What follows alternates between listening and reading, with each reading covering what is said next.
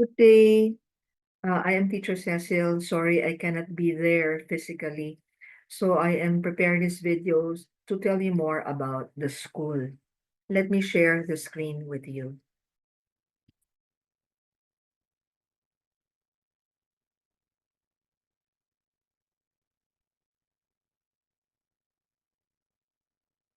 Unang-una, salamat po for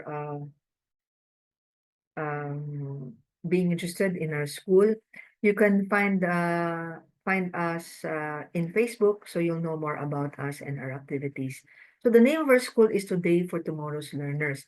You can just type in Today for Tomorrow's Learners in Facebook.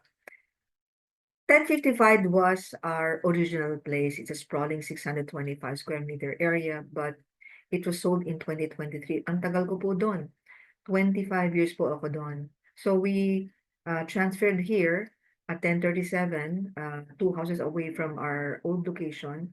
I didn't want to transfer very far because I feel that this is where we are known sa area na to. In 1997, that's the year I founded the school. And despite COVID, the COVID times, I would say that we are a COVID survivor because we were able to amass a student population of 176. We were getting enrollees from Bicol, Marawi City, Cebu, and as far as US, Dubai, Riyadh, um, even New Zealand. So, from 120, dumami po kami ng 176 kung mapapansin po ninyo. Okay.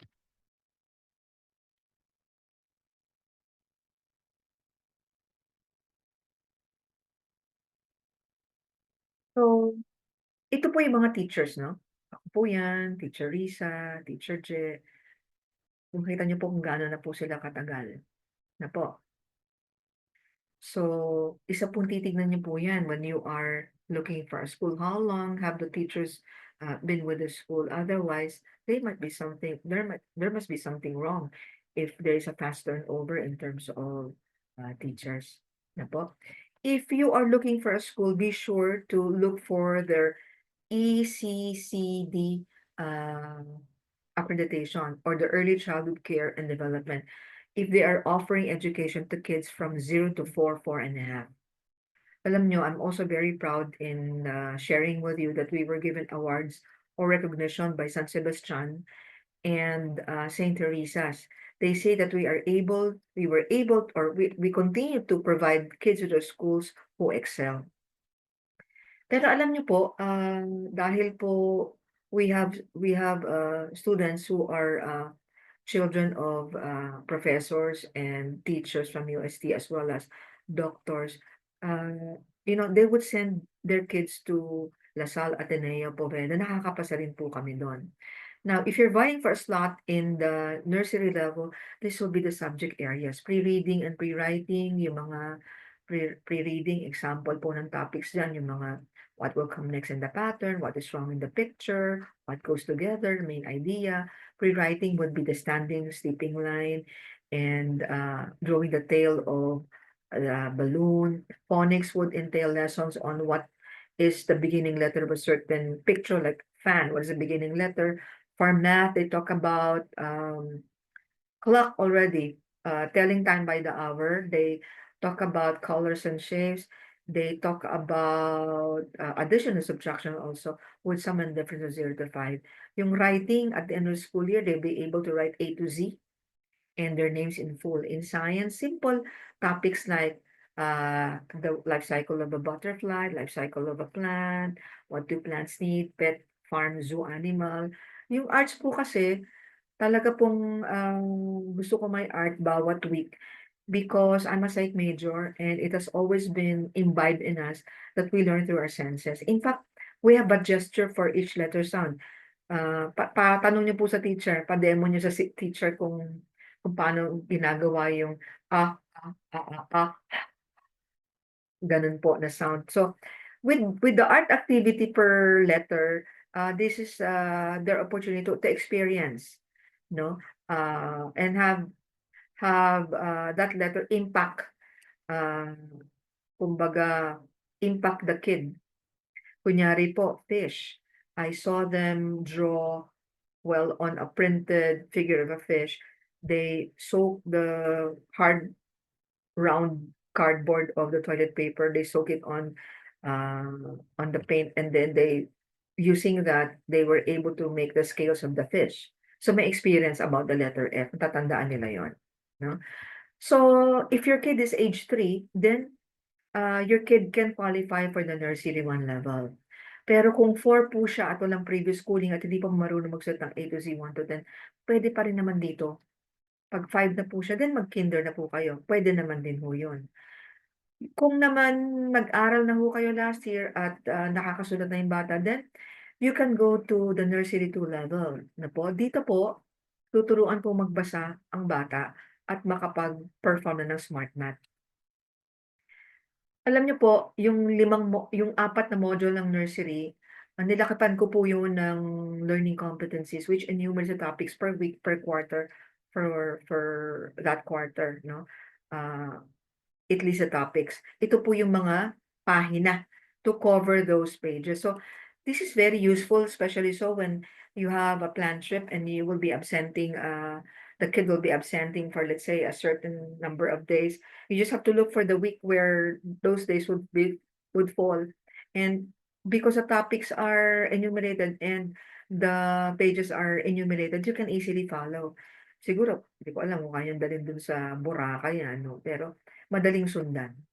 So meron pong 5 modules for nursery. This is quarter 1, quarter 2, quarter 3, quarter 4. Kaya 1, 2, 3, 4 yung code. And this is for writing. For the nursery 2 level, we have phonics again, but this time the phonics topics would not simply ask you the beginning letter of a certain picture. It would ask you the beginning syllable of a picture. Let's say fan, F-A. No, for smart math, you see, our 10 fingers are no longer 10. Okay?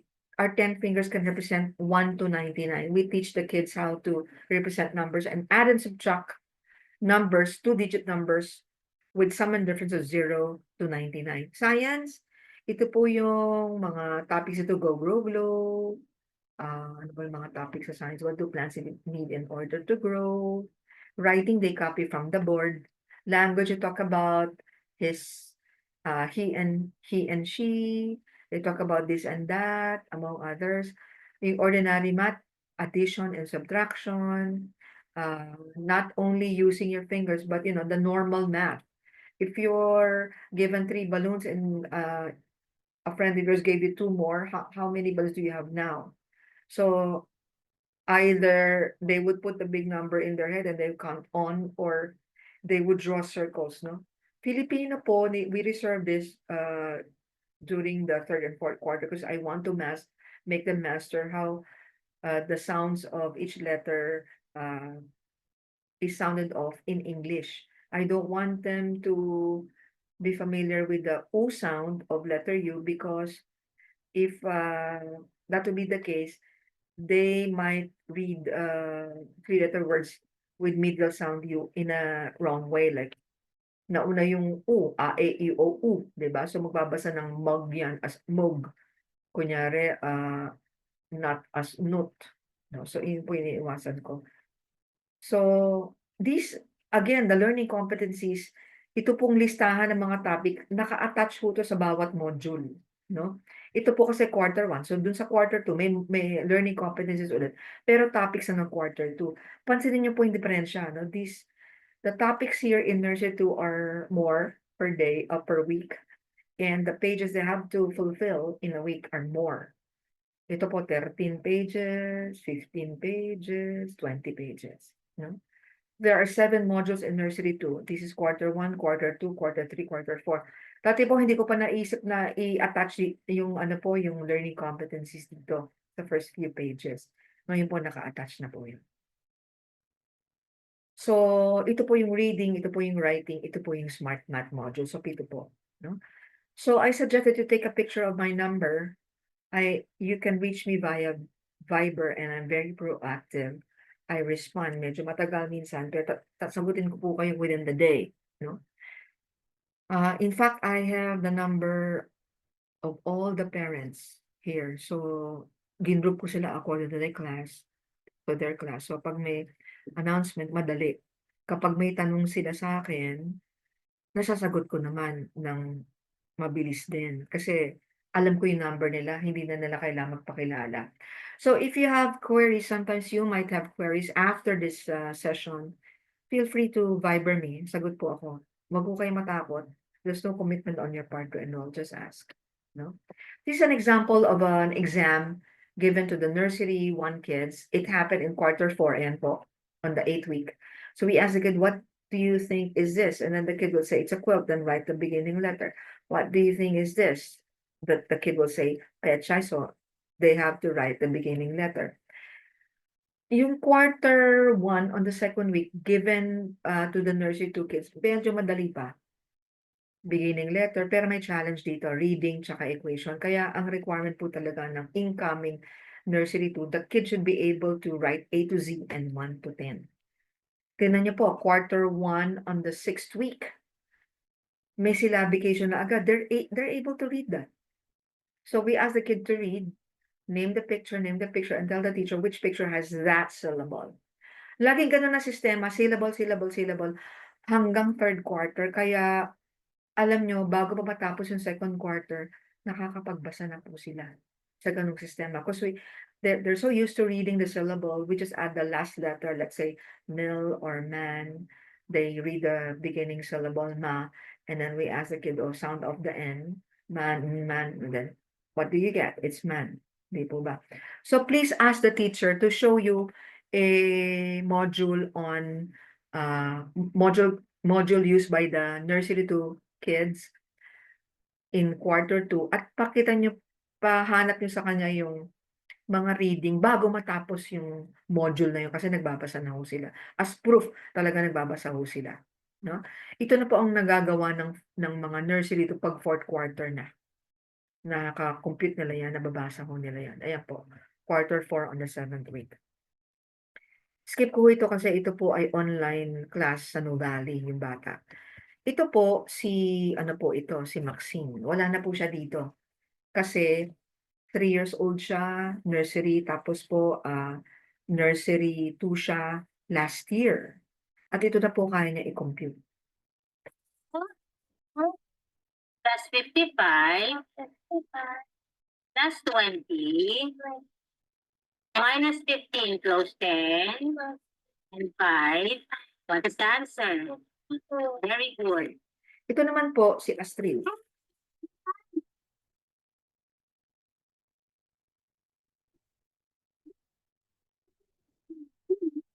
Okay po. So yan po si Astrid. No? So skip ko po ito kasi no value po yun. Pero tingnan niyo po ito. Ito po yung smart math mas mahirap. No? So yung mga batang nakita niyo, ano po sila? 4 lang po sila last year. Wala na po sila dito kasi 5 na po sila. Kinder na po sila. This is a boy from New Valley and he will perform or he will, yes, use his fingers to compute the numbers I will dictate. Wala ho dito. Dito po, listen and answer po. Pakinggan po natin siya. 0, here. Number 10. 10 plus 4. 1, 2, 3, 4. 3. 1, 2, 3. Plus 20. 10, 20. Answer. 21.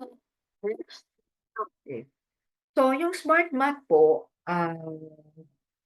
ang tinuturo lang po sa nursery 2 ay yung first course. No? Kasi there's a lot of preparation for them to be able to compute.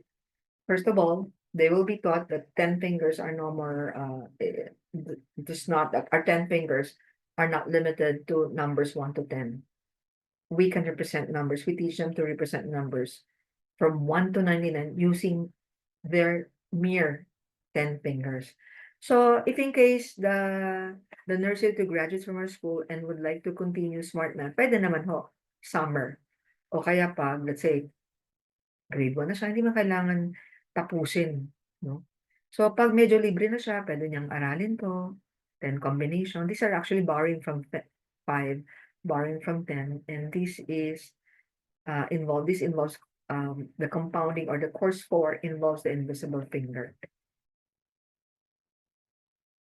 So yung pre-nursery naman po, ito po yung ino-offer namin sa kanila kapag ang bata po 2.5 or pa-3 yung bata, ano.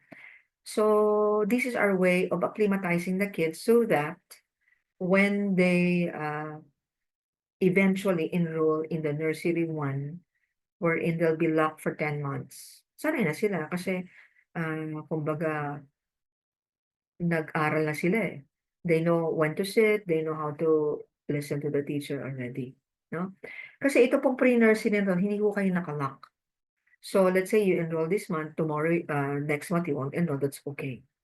The lessons are not cumulative, hindi po magkakaugnay. Kunyari, masusulat yung paano ka ah, aral makakabasa with comprehension kung na-miss out mo yung mga inaral na letters.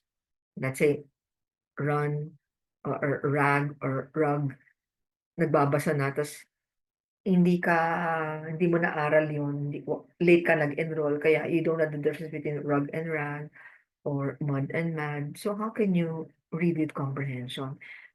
Or 'pag higher grade na, kunyari elementary, how can you do mixed fraction if you don't know multiplication and division, no?